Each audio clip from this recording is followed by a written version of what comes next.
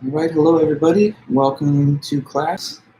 I know we're just getting started, but in about 5 minutes, well, we're not yet started, but we're just arriving. In 5 minutes, then the class will get going. We'll start our lecture at 4.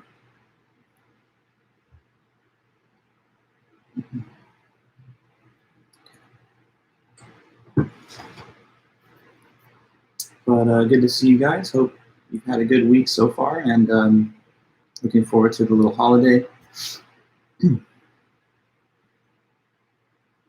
Hey there, Megan. Good to see you.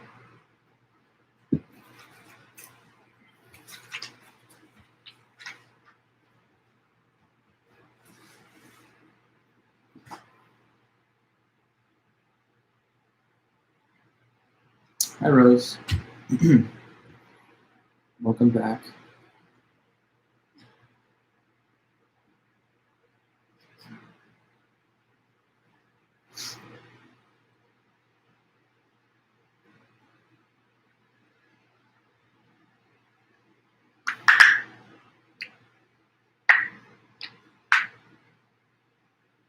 Just getting myself a little beverage. I'll be right back.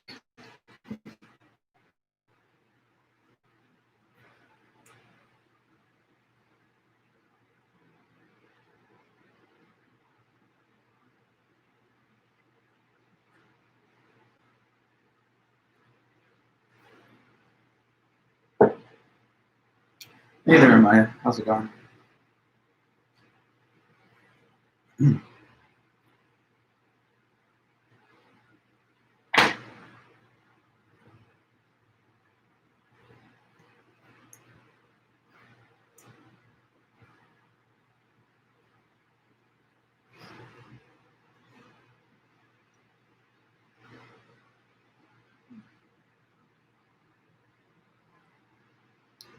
Oh, I'm good. I'm doing well.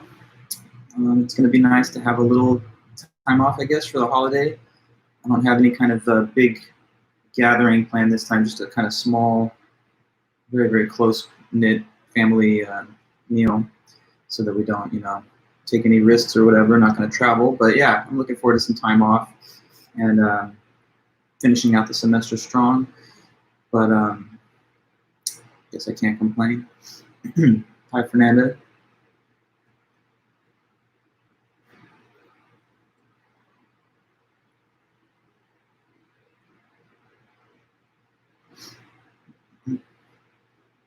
Peachy.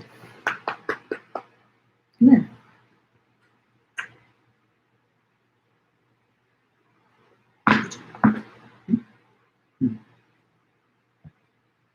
Kitty.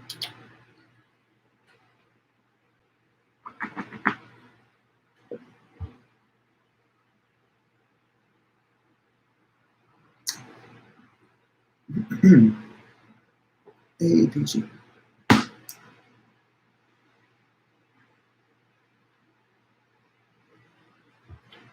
Hello, Eduardo.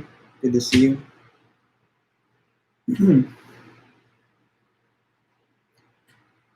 Beach.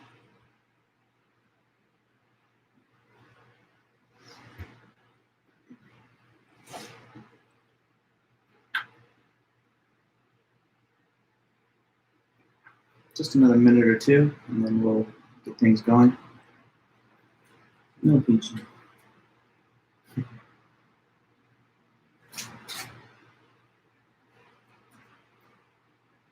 Oh, you're literally eating my notes now. Come on, Peach.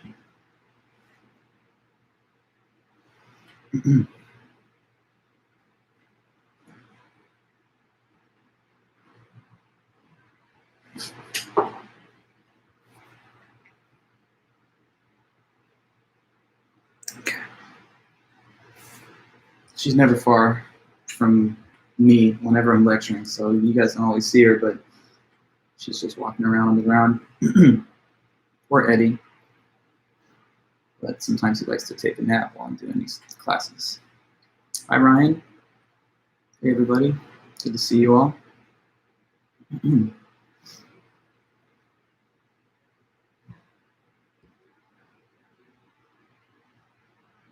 almost there. Just giving us a full time to get the class together, and then I'll start us off.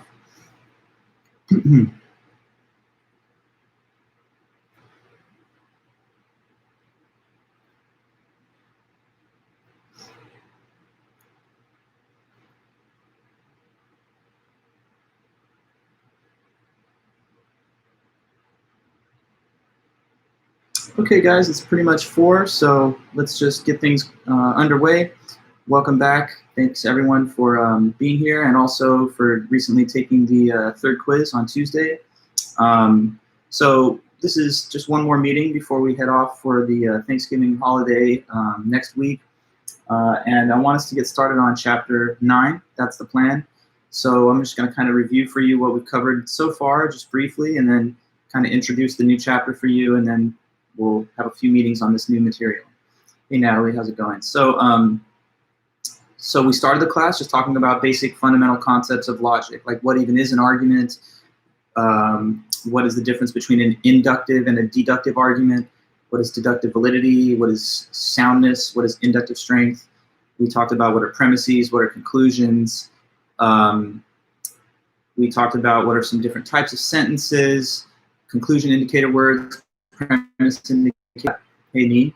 And so then after we finished with the first chapter, well, it was chapter 8 actually in the book, then we started talking about the material in chapter 1, which has to do with what it is to be a good critical thinker, what are qualities that good critical thinkers usually have, what is the value of some of these famous social psychology experiments that have been conducted in the past, like Milgram or Zimbardo.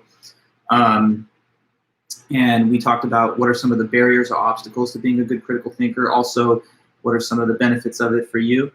And then we moved on to chapter 3. Chapter 3 was all about language and communication. So we discussed just what is language, what are different functions of language, what are different types of definitions that exist, and what are some communication styles, and what are some like rhetorical devices that are sometimes used to mislead people. Then I guess chapter 4 was knowledge. That's when we discussed what is knowledge, what are the different conditions for knowledge, justification, truth, belief. We talked about, also in the language chapter, criteria for a good definition. Don't want to forget that one. But anyway, about knowledge, what are sources of evidence that are generally relied upon and reliable? What are some unreliable sources of evidence out there?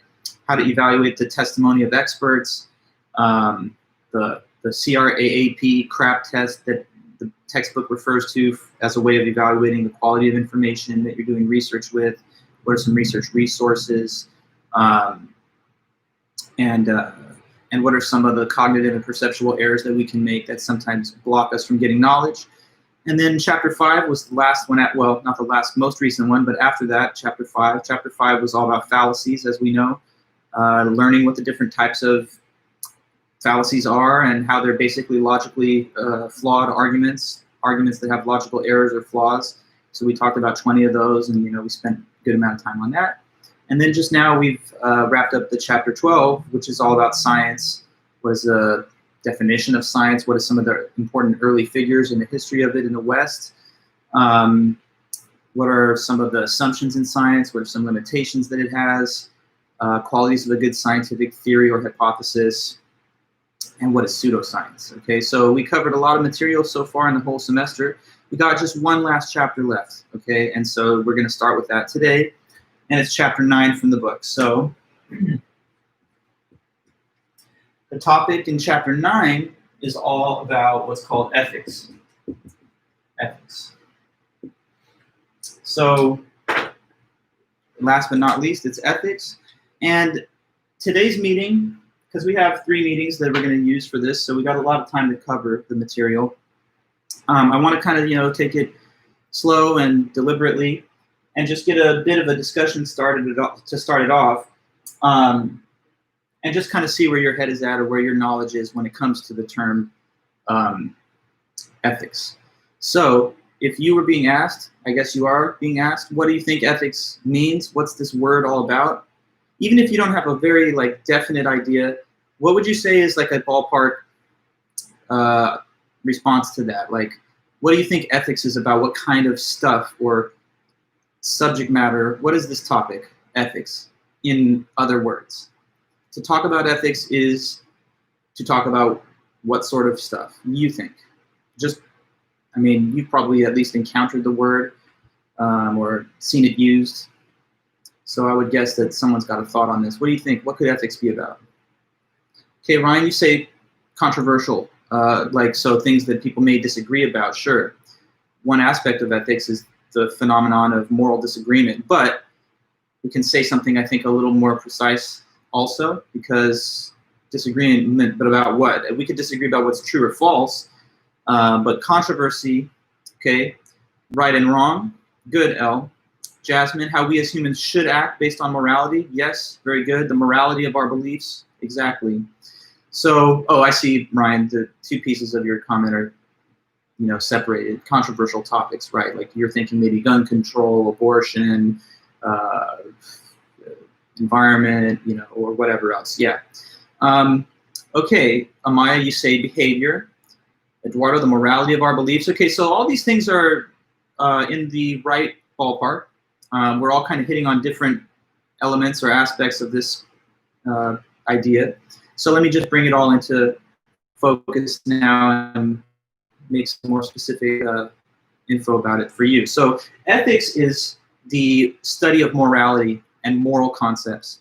Okay, so that whole aspect of life where we make judgments about right and wrong, moral judgments, as they call them, ethical judgments, sometimes we say. That's what ethics is about. So it is the study of morality and moral concepts.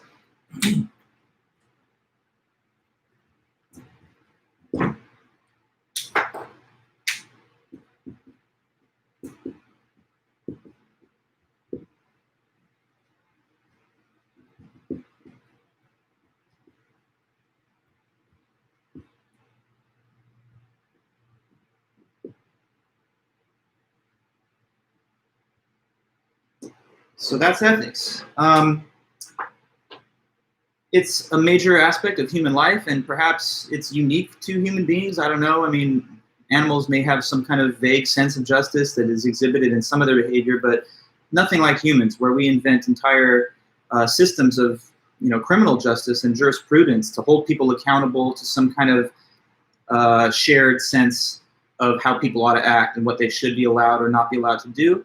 And it's not just the application of law, but also informal norms, mores, folkways, and expectations that we have about how people should or shouldn't be acting or what they should or shouldn't be doing. So when we think about making moral judgments, when you look at other behavior that people commit and you say, hey, good thing, that deserves praise. That was a really good, commendable, righteous action. And if someone did something, on the other hand, and you found fault with it morally, then you would say that is to be condemned. That's to be, I would blame the person for saying or doing such a thing as that.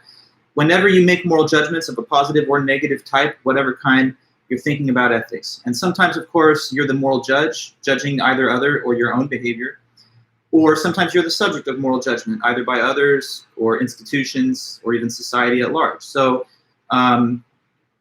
we have a sense of morality, and it's something that is capable of being studied and discussed theoretically.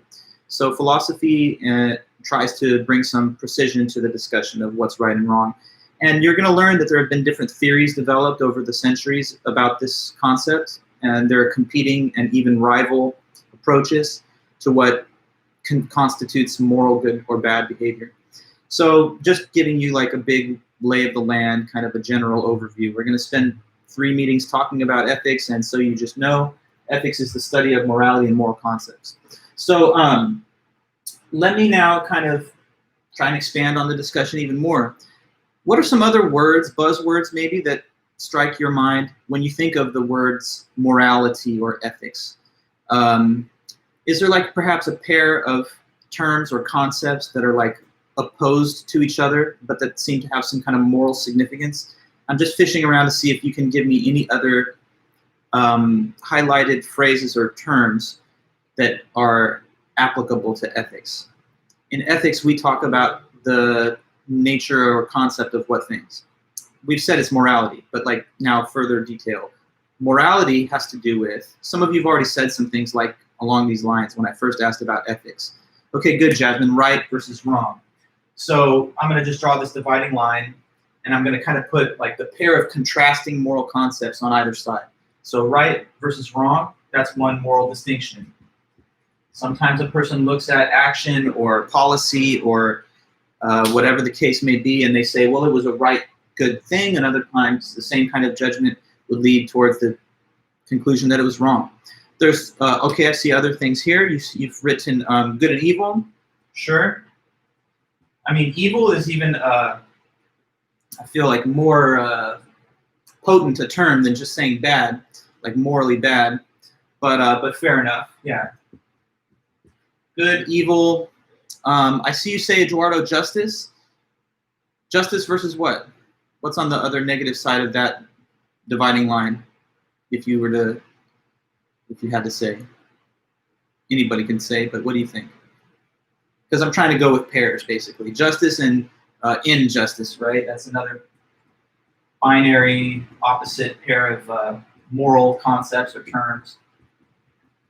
Just, unjust, or justice versus injustice, same kind of idea.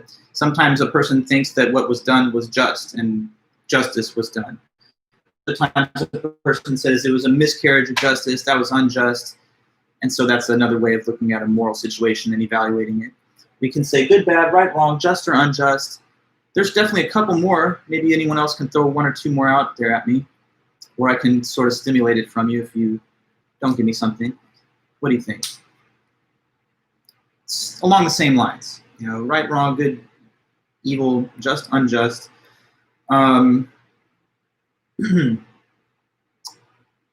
nothing. Moral law versus civil law. Good, Kyle, yes. That's a very heady one, though. I want us to actually develop that in a little more depth as we go through these discussions, because I have a whole talk prepared about the difference between the two. And I would say this, they're not exactly opposites, even though sometimes a person may argue that their sense of the moral law is contradicted by the laws that we have put into the books as human beings, just in societies, right? Sometimes it's fair and it's totally reasonable to find moral blame with existing law, or to find that something that's permitted under the law is not being penalized, right? And it should be, because it's wrong. So yeah, a good point for sure, but it's a little higher level, and I want to get there slowly. Maybe, how about this, guys? The term moral, what's the contrary to that? Moral versus, any takers on this? Moral versus immoral? Good, that's another one, right.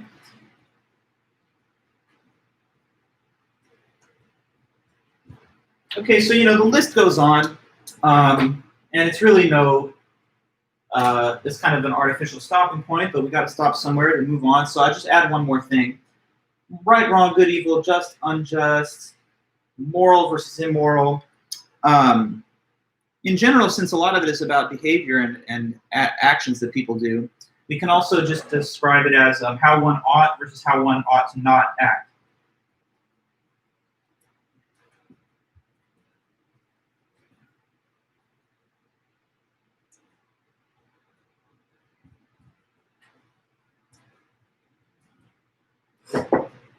Okay, so just throwing out here on the board a basic listing of some primary moral concepts, and you know, we'll definitely zoom in on these and analyze them a bit more. But basically, whenever such concepts as these are being referred to or discussed or talked about, it's a discussion about morality. It's a discussion then about ethics. There's also ethical versus unethical. I could have put that one on there too. If you want, you could add that to your notes. But they're all kind of more or less synonymous, and they give a similar sense that some things we judge morally with a positive evaluation, and sometimes we have a negative moral evaluation of a behavior. And so sometimes you're the one who receives the judgment of society or other people on either of these two bases. Someone may say, you really did something wrong, or they praise you for doing something that was moral and good. Maybe someone said to you, you should not have done that. You did something, but that's not how you ought to act. Or in another case, you're being commended and praised because you did the thing that you ought to do, morally speaking. Okay, so moral decisions face us all throughout our lives, and that requires us to somewhat reason about morality. So here's a piece of terminology that's used in the book, and I just want to clear this away so we have more space. So, moral reasoning.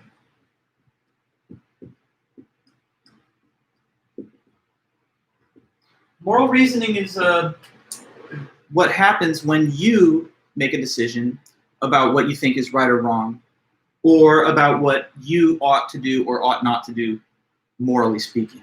Okay, so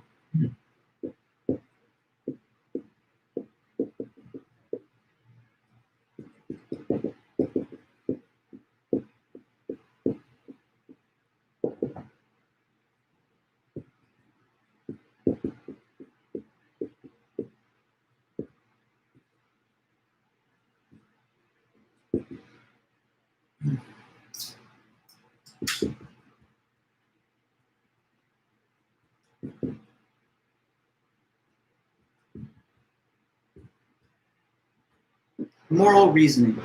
Okay, so reasoning is trying to reach a conclusion, and when you morally reason, you're not just reasoning towards what is true, but rather you're reasoning towards what is good and what is bad, what is right, what is wrong.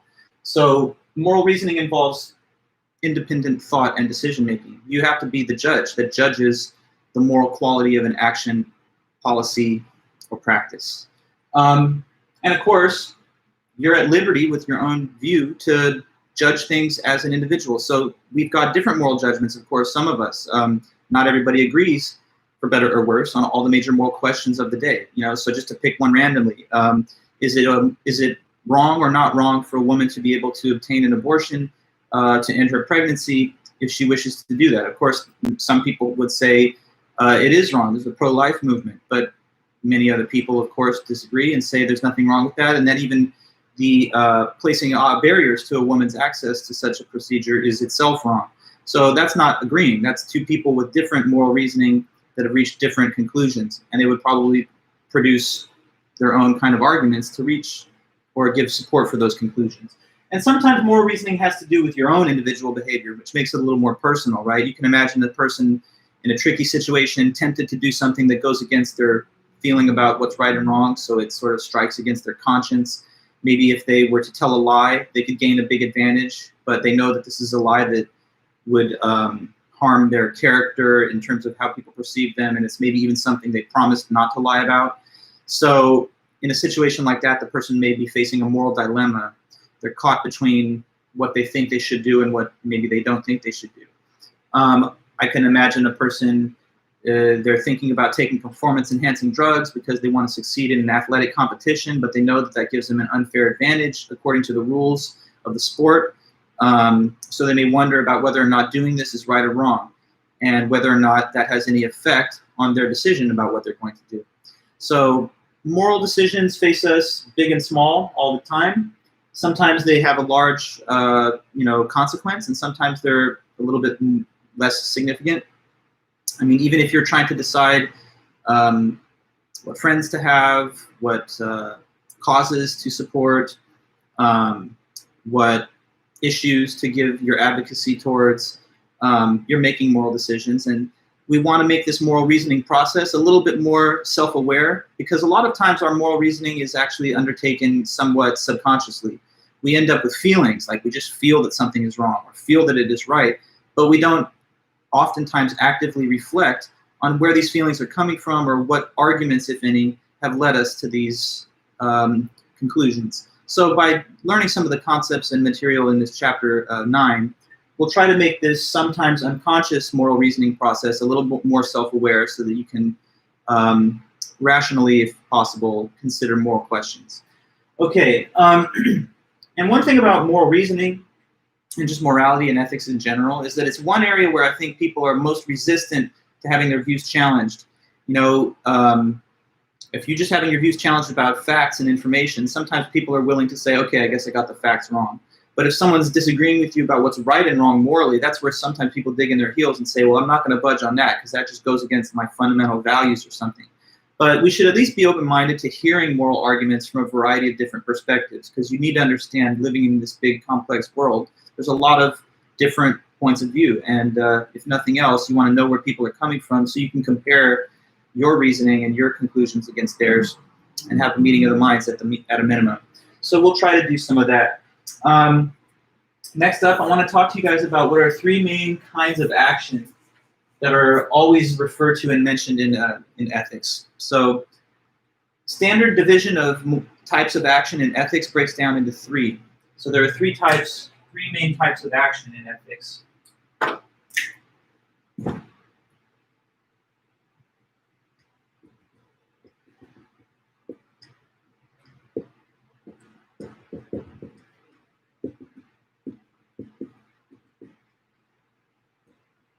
Okay, so one category are the actions that are deemed or classified morally impermissible.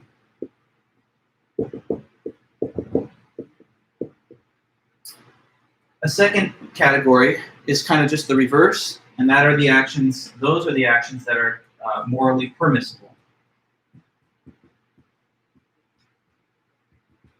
And then finally, third is the category of actions claimed or defined as morally obligatory.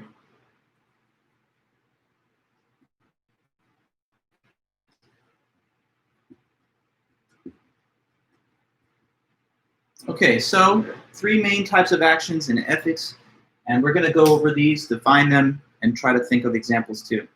But I don't want to just write it out there. I want to have you guys think a little bit too. So let me just see where your current understanding is on this. Even if it's just an inference that you're making based on a vaguely understood meaning of these words, what do you think morally impermissible actions would be? In other words, like, what is the definition of a morally impermissible act? What kind of act would that be? That would be an act that, in other words, what?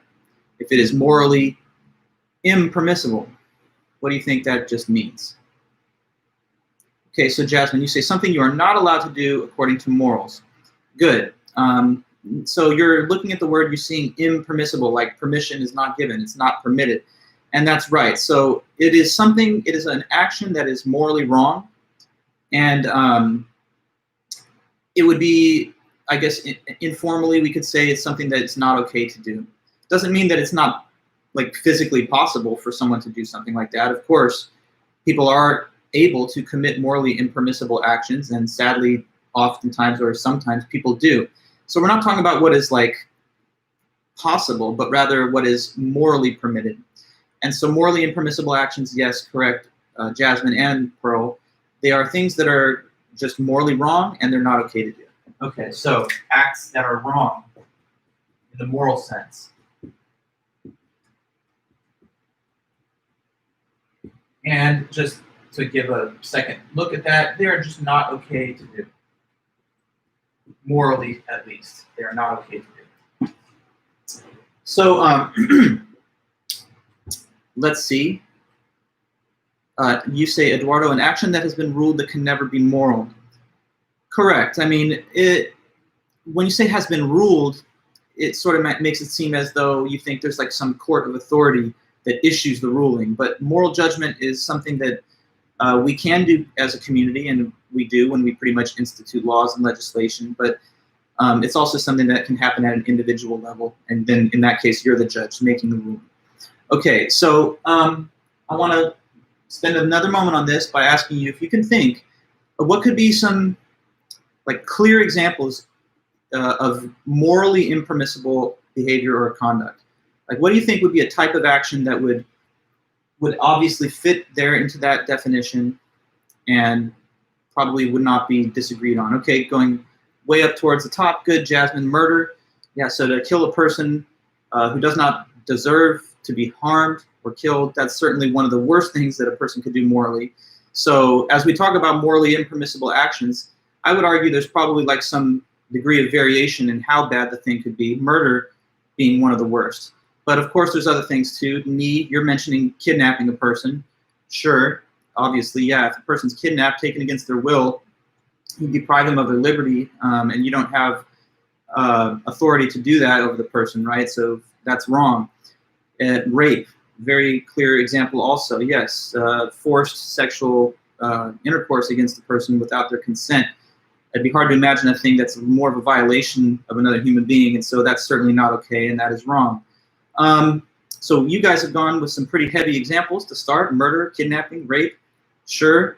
Uh, Anything else, though? There's a lot of other stuff, and let's just kind of keep going over it so that we're all on the same page. Because in some cases, they may be things with little less severe consequence. Okay, Jasmine, interesting mention. You say lying. And I would agree that as a general matter, lying is morally frowned upon, and in most cases, honesty is the best policy. But I don't want to make it too confusing, but there are some authors and some theories according to which that there could be a lie that is morally excusable or justified. You know, some people talk about like harmless little white lies where you may even be doing it to prevent a person from feeling hurt or whatever. Like someone asks you, hey, do you like this meal that I cooked? I really took a lot of time on it, and I was hoping that everyone would really enjoy it, and you found it disgusting. But you don't want to tell them the truth because it would hurt them a lot more than just lying and saying, oh, it was great. So sometimes lying, I mean, you can imagine a case in which there's a debate to be had as to whether or not it was immoral. But generally speaking, yes. You're not supposed to lie. People expect you to tell the truth. If you get into the habit of lying too, as we've said earlier in the class, it undermines your own credibility, and then eventually when you need people to trust you, they just won't. So, good example. Now, Sebastian, you say action that is morally wrong. Maybe this is something that had been scheduled to enter the chat earlier, because yes, a morally impermissible act is an action that is morally wrong, but I'm asking for more specific examples, like, okay, kidnapping, rape, lying, murder, I don't know, theft, right? So taking stuff from others that you've not obtained through a valid transfer of ownership, like buying it or having it given as a gift. Hitting someone with your car on purpose, okay, that's a very exact example. Vehicular manslaughter, sure. Racially based discrimination based on sex, orientation, gender, sure. Bias in the administration of justice would, of course, be almost by definition wrong because it goes against what's right. Treason, sure. To, I guess, aid and abet the enemy.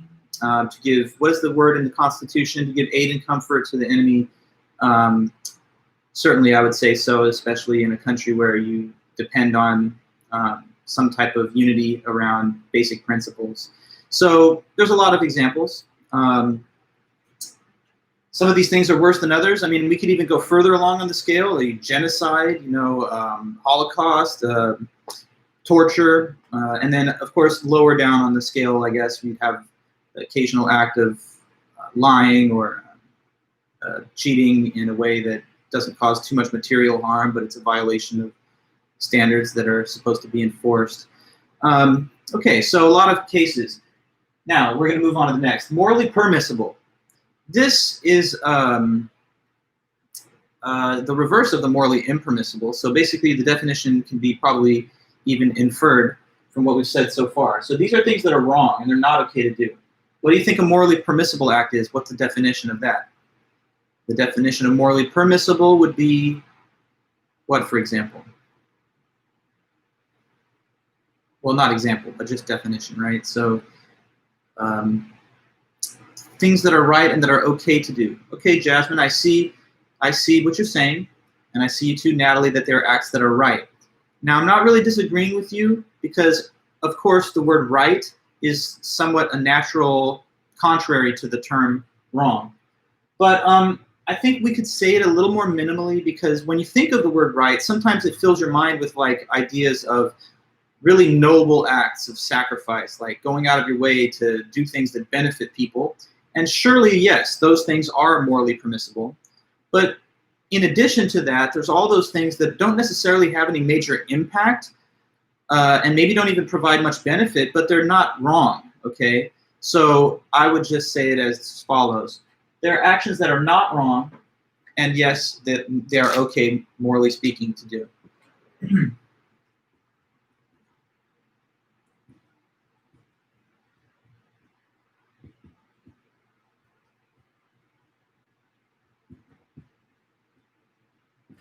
Okay, so Sebastian, you're already ahead of the game a little bit. Well, both ahead and so when you say voting is permissible, you're giving an example of some action that you think would fit this description of an act that is not wrong and it is okay to do. Surely there's nothing wrong with voting. In fact, to the contrary, I would say it's almost a civic duty that you have to vote. If you want to live in a society, then you owe it to the society to offer your input when it's time to judge the next wave of leaders. But anyway, voting would be permissible, but I don't want us to stop there. What are some other things, anybody, that you could throw out that you think are morally permissible? And let me say this, I think you'll be easy to find examples because I have a sense that this is a good group, a good moral group of students. So just looking at your own life, what, like almost 100% of it is right there, right? Because you're not doing too much wrong stuff. So what do you think are some morally permissible actions, for example? That's a good starting point, Sebastian. You mentioned voting. But of course, it's not the only thing that is not wrong to do. So what are some other things that are just, they're not wrong to do, and it's okay if you do these things, morally speaking? Like what? What do you think?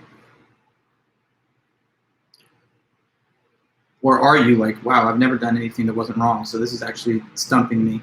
Okay, so Jasmine, volunteer work, sure. If you give time, working at the homeless shelter, the food bank, I don't know, at-risk youth center, sure, that's not wrong. That's certainly okay to do. You mentioned charity, another good case. Giving money in this instance for a worthy cause, maybe for research, for some kind of problem in society, or whatever the case may be, environmental protection. Social niceties, saying please and thank you, surely that's not wrong. It'd be a weird person who says back to you, shame on you for saying nice or thank you. That's what are you doing? That's wrong. No one would say that, of course. So polite greetings and just being polite in general as you engage with others is nothing wrong with that. So I like the examples that you guys have given, but even weird stuff that doesn't necessarily have any major impact could be included in the category. So like, I don't know. Oh, you say here reading. Okay, yeah, interesting, Ryan. Reading. Well, I don't think there's anything wrong with reading no matter what it is. Some people might say that if you're reading some kind of, I don't know, like recruitment for propaganda for like, you know, a terrorist group, maybe that's not okay to read. But I rather disagree. I don't think information can hurt anybody as long as, you know, you have critical thinking and you're not just manipulated or exploited. But yeah, you know, I'm only saying these other things because as a philosopher, I'm trained to think of counterexamples. So anytime a suggestion is given to me, I start wondering, is there even one case where that's not okay? But yeah, reading would be fine. And I don't know, I was going to mention something strange. Like, what if I want to, so normally I would sleep in the bed in my bedroom like anybody, and that's all I do. But like, suppose I wanted to just change it up for a weird reason. I don't know, I just want to have a different experience. So I roll out a sleeping bag in the kitchen, and I sleep right next to the fridge. Lily, you say sleeping. I'm giving a more, I guess, detailed example. Would that be morally permissible for me to decide tonight to sleep on the hardwood in the kitchen? Is that morally permissible? Don't overthink it. I mean, what? Sure it is. I mean, it's an unconventional choice. It's perhaps an awkward thing to do, but it's not harming anybody. It's my property, and I'm at liberty to do things here that are weird and strange, even if it doesn't help anybody. As long as it's not harmful, I'm entitled to such an action. So many things are like that are also morally permissible. Sometimes they produce a benefit, you know, sometimes they come at a cost to you or some self-sacrifice. Other times they're just any of the random things that we can do any day that are not wrong and that are not harmful, that don't create any kind of victim or harm. If I want to walk down the street in a chicken suit, that'd be a weird thing to do, but no one could say I'm evil or immoral for doing that. Okay, so I don't know.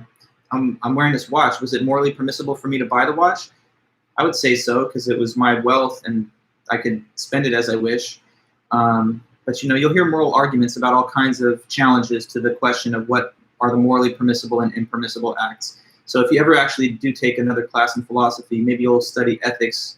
There are whole courses of obviously on this, a whole curricula, and you learn really detailed information about some of the classic thinkers in ethics going back hundreds and even thousands of years.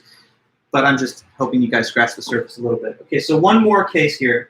Morally obligatory, that's the third one. What do you think that means if an action is not just morally permissible, but over and beyond that, morally obligatory? The wording itself is kind of a hint. What do you think is the definition of that? To say that it's morally obligatory, what are we saying, you think, in other words? Morally obligatory means what? Okay, so you say acts we are required to do according to morality, and that's good, Jasmine, yes. The word obligation is built into it. So obligatory means it's kind of mandatory, and you have to do it. You're obligated to. If you didn't, that would be wrong. Okay, so these are actions that you must do, and it would be wrong not to do them.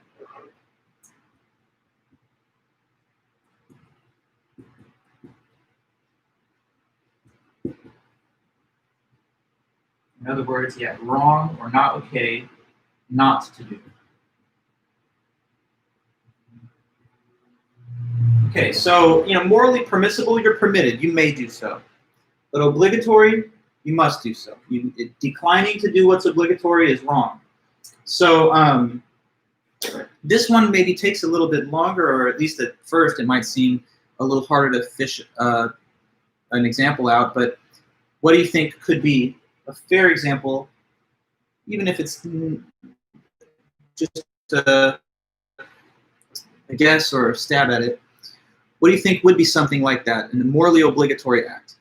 Now we're talking about something that it shouldn't be considered optional. Okay, so Ryan, you say jury duty, and I tend to agree. I've been called for jury service, and I've not been placed on the jury panel, but I've been dismissed in at least one case. And anyway, I guess the point there, if I follow your thinking, would be that because we rely on people to be volunteers for jury duty in order to have like fair administration of justice, so that people are judged by an audience of their peers and we get a fair verdict and a fair trial, that when it is your turn and you're called on to serve, then you shouldn't dismiss the duty.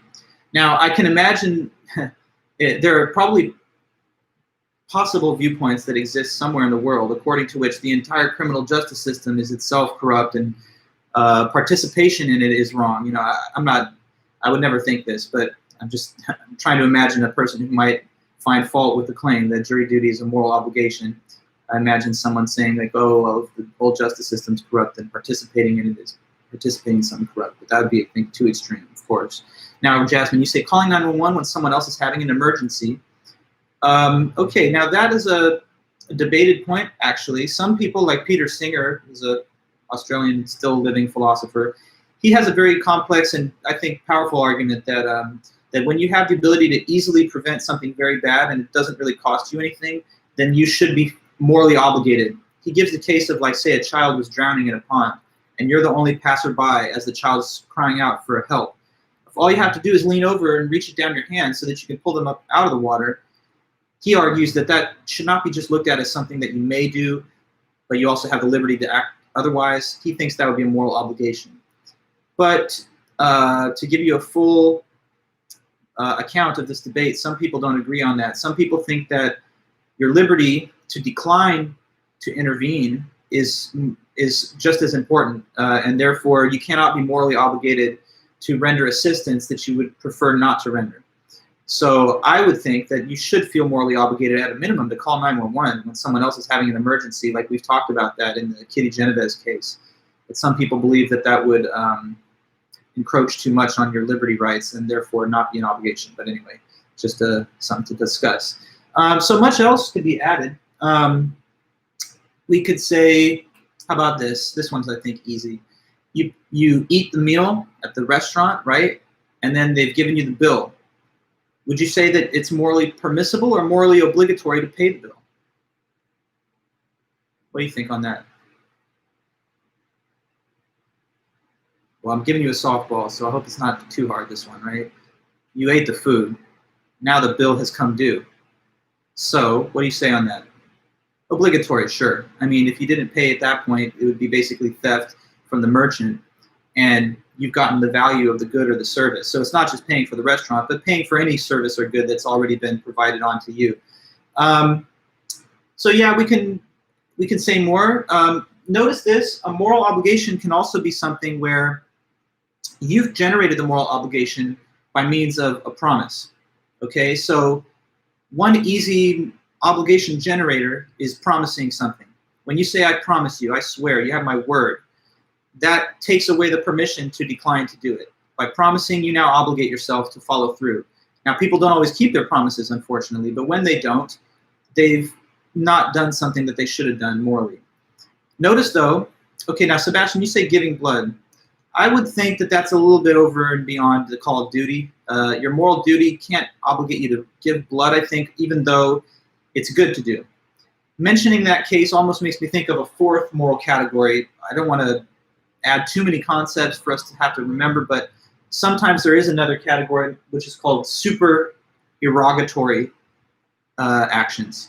And supererogatory actions are kind of like giving blood, Sebastian, because basically they are actions that, while not obligatory strictly, are still valued as good and praiseworthy. So, you know, like, I don't know, working at the senior citizen center and helping them for free, or, you know, something along those lines, that could be considered, it's good, but you're not necessarily obligated if you don't want it. I was mentioning promises. So if I make a promise to a person and I don't keep it, that's a breach of a moral obligation right there. I want to point out a little logical connection between these two categories too. Okay, so not doing what is morally impermissible, like avoiding doing the impermissible actions, is obligatory. So, like, for example, it's morally impermissible to murder, like we said, which means that you have a moral obligation to what? Can you finish that statement? Since it is impermissible to murder, you therefore have a moral obligation to what? Like the negation, okay, to not murder, exactly. So the negation of doing what is impermissible is obligatory. So whatever's impermissible, you have an obligation to not do. So you're obligated to not murder, to not steal, to not lie, to not cheat, etc. Now, on the other hand, not doing your obligations, right, not acting in the way that you're obligated to act, is impermissible. So, you know, not keeping a promise, you're obligated to keep a promise. If you don't do it, that's wrong. You don't pay for the meal that you have eaten. You're obligated morally to pay for it. You don't, that is morally wrong. Okay, so just so you can see like a little logical connection between these two. The negation of this is this, and the negation of that is that. Okay, now I want to also mention this. There's a difference between law and morality. That's very important to know, and not to confuse the two, even though there's definitely overlap between moral and legal judgments. They're not the same. And that's important to know, because if that was not true, then there would be no valid basis to make a moral criticism of a existing law. But obviously, human beings are not omnipotent gods where they have infallible judgment, and every law that has ever been instituted is a reflection of, you know, the absolute facts about right and wrong. So let's just see if you can think of anything, either current or historically, that was legal, but we could make a reasonable argument that it was wrong and morally impermissible, even if it was legal. What would be an example like that? Something, action, practice, institution, whatever, that legal at one time, perhaps, but was not morally permissible. So you give the case of the Jim Crow laws. That's good, Eduardo. Segregation, slavery, women voting, right? So we could go into any of these examples. Let me just kind of bounce around from a few of them. Take the case of slavery, which is, of course, the predecessor to Jim Crow and segregation. Slavery, I mean, it was legal. It was legal in this country and a lot of others for a while in human history, of course. And I mean, there's still some like regimes in the world where it's practiced. But anyway, we're talking about the West. Slavery was a legal institution for a while, all the way up until the Civil War in our case, obviously. But it would be a morally unenlightened perspective to say that when it was legal, it wasn't wrong. And it was only after it was abolished that it became wrong for the first time. If that was the case, then why would it have been abolished? Because it was never wrong until the law itself changed. This gets the concept of how laws are applied and instituted wrong. To think that the laws are just a perfect reflection of morality.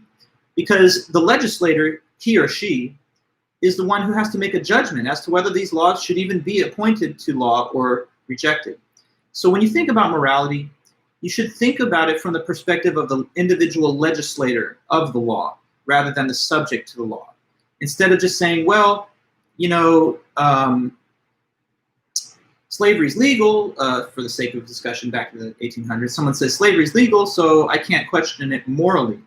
You'd rather take the perspective of the person who's called on to vote, shall we have slavery or not? And in that case, you can't just defer the moral judgment to some higher court of authority, like, well, whatever the higher-ups have ruled, I just am subject to the ruling.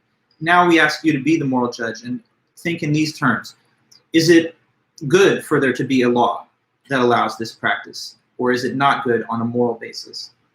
It is our sense of right and wrong that informs our judgment about the justifiability of a law or lack thereof. So the legislator has to make their voting decisions based on some kind of moral compass that they bring to the decision. And you have to think originally about ethics in the same way. You know, even today, right? Like, I'll give you a couple of different examples.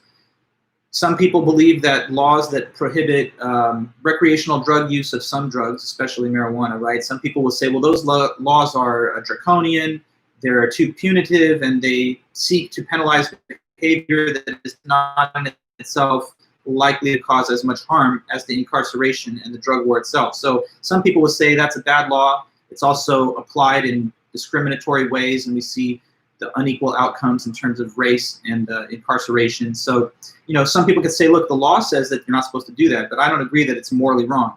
On the other hand, I could think of another contemporary example. Take abortion, right? According to the Supreme Court decision of Roe versus Wade from 1972, abortion is a constitutionally protected practice, and in all 50 states, it must not be abridged. That has been reaffirmed many times since 1972, and it's still the law, or at least the interpretation of the Constitution today. But many people, you know, there's a whole pro-life movement, of course, and so some people look at that and they say, well, our law is unjust. If it tolerates this behavior, then the law is itself subject to moral criticism. So I'm not saying how I view any of these topics, right? But I'm just pointing out that certainly we have a healthy tradition in the West, and especially in, like, you know, liberal democracies like ours, where if people find fault with law, they organize, they express their view, and they try and seek consensus where the law could be changed or abolished or whatever. So that's what I'm saying. Law and morality can diverge. We hope that they overlap a lot, and I would say that they usually do. But it's not impossible for there to be a case where the law prohibits something that is not in itself immoral, or a case where the law does prohibit something that's not immoral, or does not prohibit something that is okay to do. I can think of other cases, right? Imagine if you live in a system where the laws are explicitly harmful and discriminatory. Like if you had been a citizen of Nazi Germany back in the time of World War II, then you could have perhaps been criminally prosecuted for giving safe harbor to a Jewish person, like Anne Frank, for example, in the Anne Frank house. But I don't think anybody looks back at such people who were technically violating the laws that existed at that time and make a moral criticism of the person. Rather, they're almost heroic because they were willing to resist, you know, unjust law.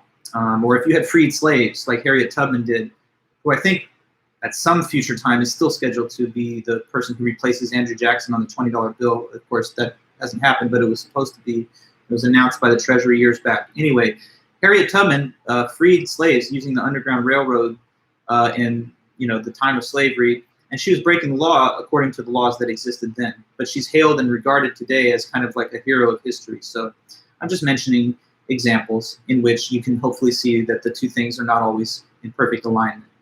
But I don't want you to take it in the other opposite extreme either and just think, oh, laws are just all corrupt and there's no moral basis to them. No, not really. I mean, for the most part, laws do reflect our shared social conception of right and wrong. But when we think that the laws are imperfect or they don't do that, then of course we make our moral judgments and try to change them. Okay, so 3 main types of action in ethics. As we continue working through the chapter 9, especially in the third meeting on the topic, we're going to talk to you guys about how there have been theories of ethics which give different answers as to how to classify behavior into these 3 categories. There are what we call rule-based ethical systems. Those are called deontological ethics. That includes like religious-based divine command theory, and it also includes the thoughts of Immanuel Kant, a German philosopher from the 1700s.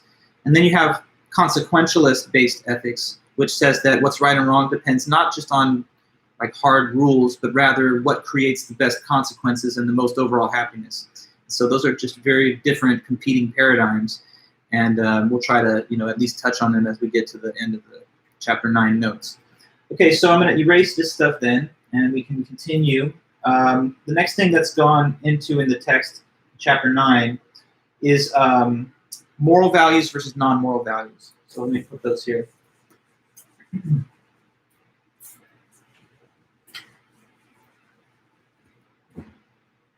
Okay.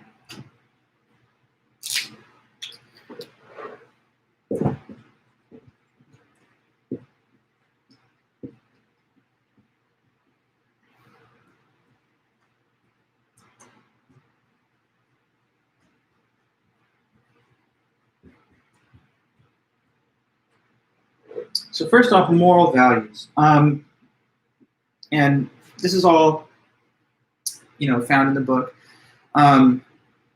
Moral values are basically defined as values that are beneficial for you and for other people, and they're considered good for their own sake. So values that benefit you and others, and they're considered good for their own sake. So let me write that definition first.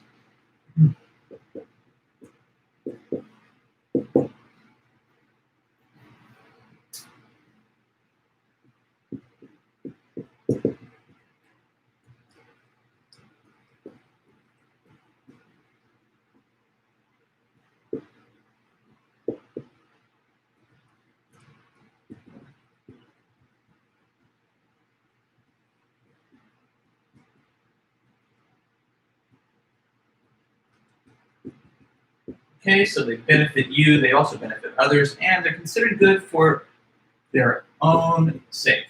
All right, and let me give you some examples. Examples given over here, stuff like forgiveness, altruism, compassion, justice. And we could put more, but I'm just giving a little sampling, some of those mentioned in the book itself. And now let me just discuss values. Values are things that motivate our choices and our positions that we take. So there are different types of values, though. Some of the values, as you see here, they're moral values. The thing that makes them moral values is the way that they're beneficial, but they're not just self-interested in terms of benefiting only you. They don't come at the expense of other people. So these things are good all around. They're good for you and to those to whom you show this value in your behavior. So like take, for example, forgiveness. If you value forgiveness, and so there's an opportunity where you could either choose to forgive somebody or just hold a grudge and hold on to the resentment that you may feel towards them. If this is the value that leads you to actually then choose to forgive them, then that's a benefit to the person who is forgiven, because now they can restore a friendly relationship with you based on mutual interests and respect. So that's a benefit to them. Now they don't have to have someone holding a grudge against them, stewing in their anger and resentment. That benefits the one to whom forgiveness is shown. But it also benefits the one that shows forgiveness, because now you kind of lighten your own psychological burden. You're not carrying around hostile feelings. Now, of course, there are some things that are unforgivable. So we're not saying that just always accept any kind of behavior that's given to you. But within reason, the value of forgiveness can be a good thing for the person to whom it's shown and to you. And the same pattern can be seen with some of these others. If you have the value of justice, right? You want to be just and fair. You want to treat people the way they deserve to be treated, treat them equally, show no bias or partiality towards some as opposed to others. Then whoever's going to be dealt with fairly by you because you value justice is going to be treated well. And so that's a benefit to them. But it's also a benefit to you, because you know that if you're a fair person who plays by the rules and does the right thing and treats people equally, then you can have a clear conscience, you can have the courage of your convictions, you know you lead a good example, and you don't have to have the kind of gnawing self-doubts or guilty conscience that comes with not treating people fairly. So it's a benefit to others and to you. Same with altruism and compassion. Altruism, wanting to be good for other people and caring about what they go through. Compassion, relating to people's struggles and harms and wanting to be serviceable to their benefit. Now, the last part, though, is this. It says they're also considered good for their own sake. What that means is that even if no productive outcome happens because you showed this value in your behavior toward others, even if it doesn't lead towards any kind of profit or advantage, it's still thought of as good just for its own sake. It's good by itself that you have that value, even if occasionally it doesn't lead towards a desirable outcome. Okay, so let me try and explain by an example, and maybe you can help me get through it. Take just again forgiveness. Is it possible for someone who is forgiving to forgive a person and nonetheless that same person still betrays them again? Is that possible? I mean, maybe you can even relate if something like that has happened to you, but has a person who's ever forgiven someone still been double-crossed and betrayed by that person after the fact? Can that happen? Is it something that can happen? That forgiveness doesn't actually work to make the thing better? Yes.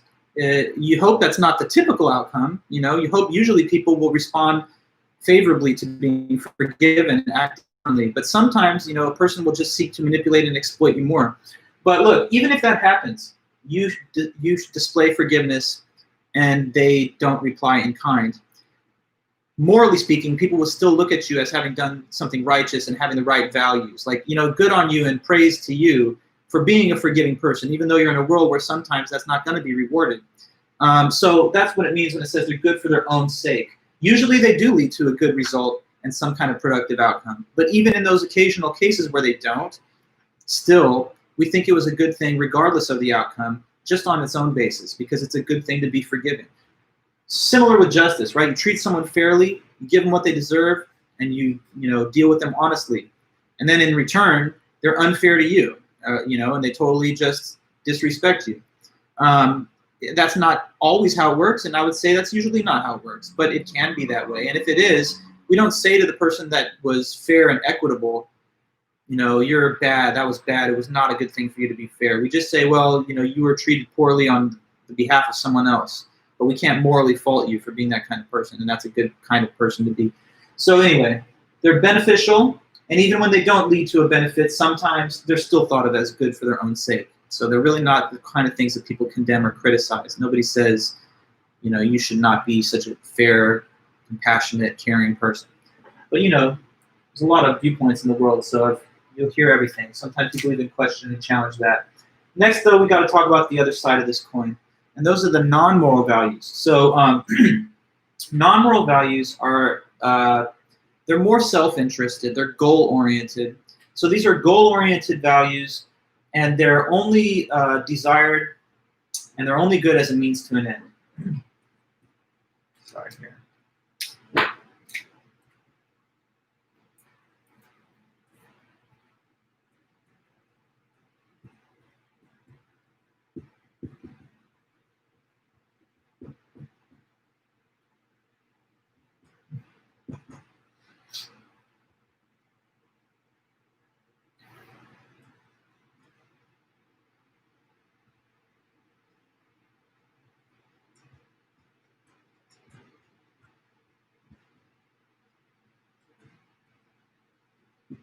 Okay, so goal-oriented values, but they're only good as a means to an end.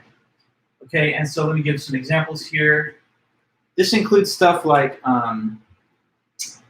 fame, popularity,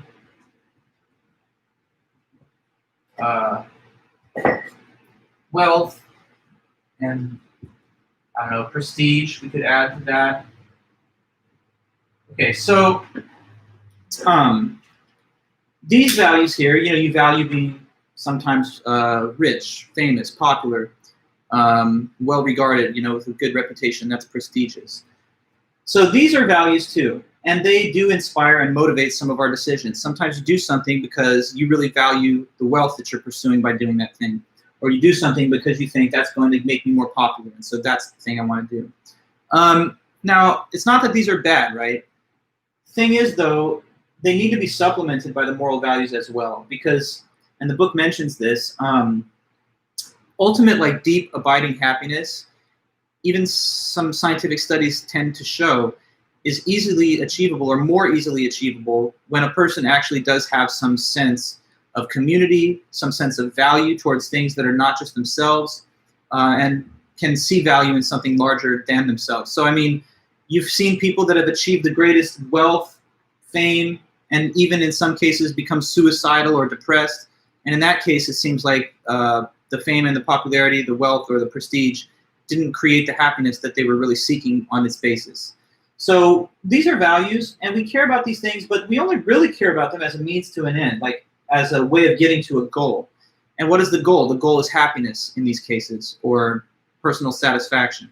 So you want to be famous because you think it makes you happy. You want to have money because you think having the purchasing power and the ability to spend on goods and services, to just have financial security too, will create pleasure and happiness for you. But notice that if these things did not lead to happiness, then we wouldn't really care about them, right? If getting famous made you depressed and suicidal, then you'd say, I don't really care to be famous. So these things, when they don't lead to the happiness, that's the real goal, they're not so much valued. They're valued, but they're valued as an instrument. They're valued as a means to an end towards the real goal, which is the attainment of happiness. So if they don't attain their goal, they sort of lack the importance that you had attached to them. In these cases, when no productive goal is achieved, it's still usually regarded as a valuable and good thing. So just know and consider which type of values motivate your choices, your beliefs, even all the way down to like your consumer purchases. Are you buying something because you think it's a good thing, or is it just because you think that it will somehow enhance the perception of your popularity or fame? Non-moral values such as wealth are not alone sufficient enough to control your ultimate happiness. So you want to be happy and you want to be a well-rounded human being. It's probably conducive to that goal to at least have some sprinkling in your value system of the moral values too. So that's mentioned in the book. I believe that's true, so I'm just kind of pausing for a minute to go into that discussion. And there's some evidence also to show that people who are better at just reasoning in general, like just weighing evidence and judging the quality of an argument, are sometimes better at moral reasoning. So even though they're not absolutely connected, you can have like an evil genius or whatever. For the most part, people who are more skilled reasoners can also apply reason and rational thought to the whole domain of ethical reasoning and moral judgment. Okay, so after that, the book does discuss the concept of the conscience. So let me erase and add some more notes on that.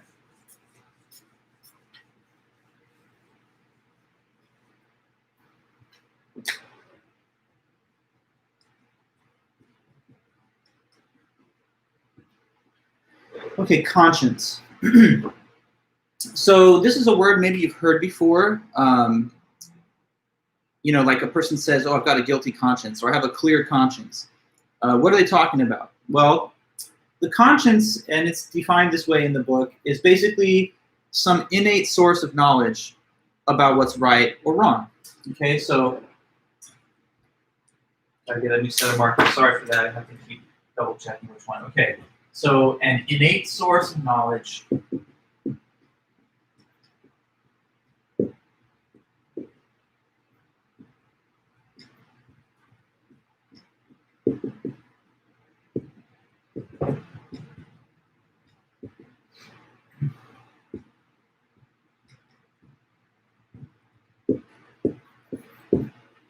So that is the conscience. Don't confuse the word conscience with the longer word consciousness. That's a common mistake that I notice sometimes when students report on this.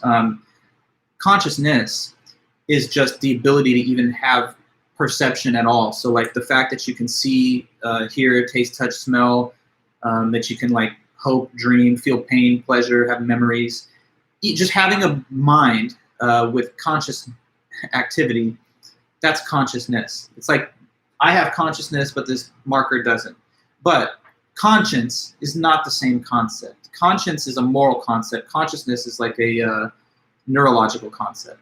So the conscience is an innate source of knowledge about what's right or wrong. Now the word innate means that it's kind of born into you. It's something that's naturally there. And the thing that it gives you is some kind of deep-seated knowledge about what's right or wrong. Sometimes I've heard it described as like a little voice in your head that counsels you what you should or shouldn't do when you're making moral decisions.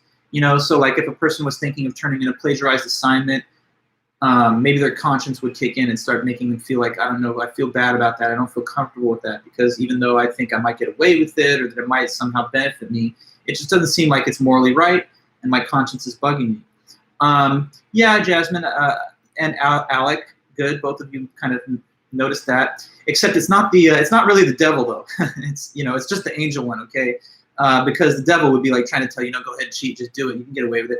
We're not talking about that voice. The conscience is just the one that's trying to steer you towards the right behavior. So does that make sense to you guys? I know that sometimes I don't even know where's the pop culture reference to this. It's buried in my subconscious mind that I've seen these little cartoons and like commercials and stuff where there's an angel on the one shoulder and the devil on the other. Anyway, I mean, that's a metaphor, right? There's no real angel and devil. We're just talking about a phenomenon in the brain and the mind, which leads you to kind of think of what you should or should not do. And you say you just remember from Tom and Jerry. Yeah, we all kind of have a vague, half-remembered mental impression of that. So I understand what you're talking about. Yeah, but it's just like the little voice that's trying to lead you towards the right conduct and that would make you feel regret or guilt about a wrong moral decision or action. Now, about it being innate, meaning that it's kind of born into you and it's natural. It is innate, but the text mentions that it can be nurtured or it can be left to not fully develop. And in that way, I would compare it to language, okay? A baby that's born today can learn language over time if it's supported in the right way by its early environment and education. But even if the baby has the innate human capacity for like language acquisition that any like normally functioning human specimen does have, it won't get activated and it won't develop unless that early instruction and environment provides for it. In fact, you may not know this, but there's been some very, very fascinating case studies where like individual children were somehow abandoned by their parents in their young infancy. And in one case, I'm not even kidding, this girl was taken up by like a pack of wild animals, wolves I think it was, and they sort of just guarded her and provided for her. So she lived among wolves for like the first 5 or 6 years of her life. A feral child, sometimes they call this. And discovered by people, she was then brought back into civilization. And now they're dealing with like a 5 or 6 year old girl who they're trying to teach how to talk.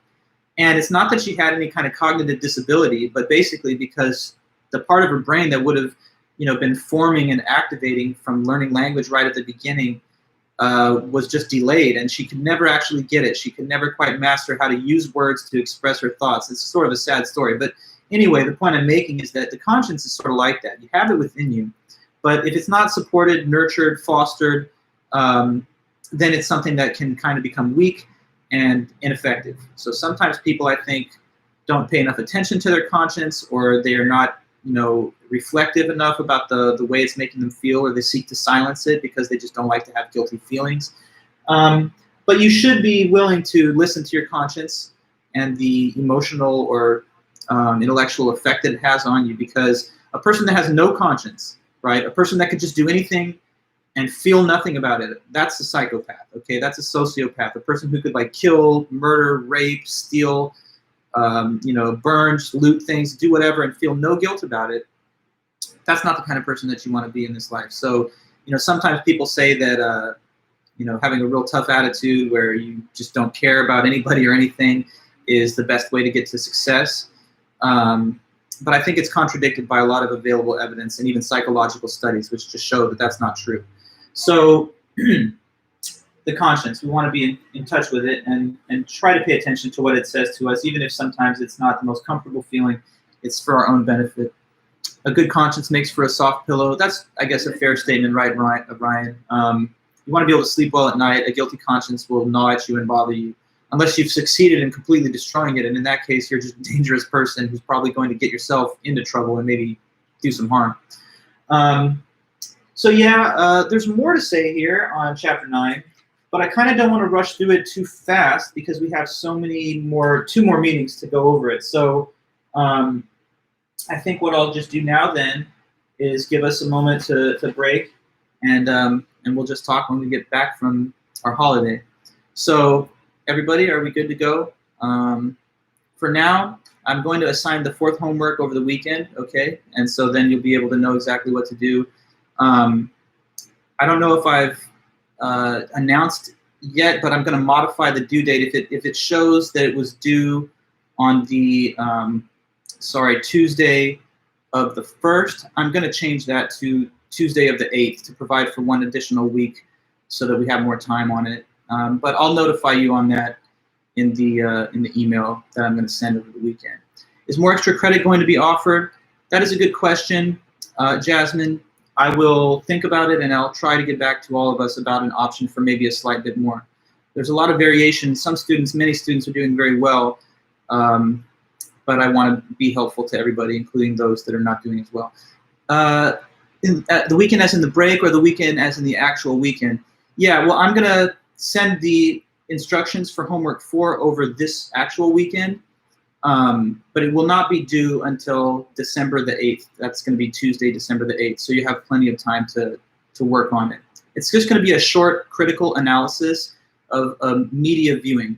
So you're going to basically view at least 30 minutes of a televised news broadcast of whatever broadcast or station that you like, and you're going to be trying to find fallacies, rhetorical devices, manipulative or exploitive tactics to shape the viewer's perspective. So it's basically going to be like a short, like 2-page report on that, but I'll give more detail in message. Okay, guys, so then in that case, I think we're good for today. Have a great one, and I'll be in touch over the weekend then. Thank you. Thank you.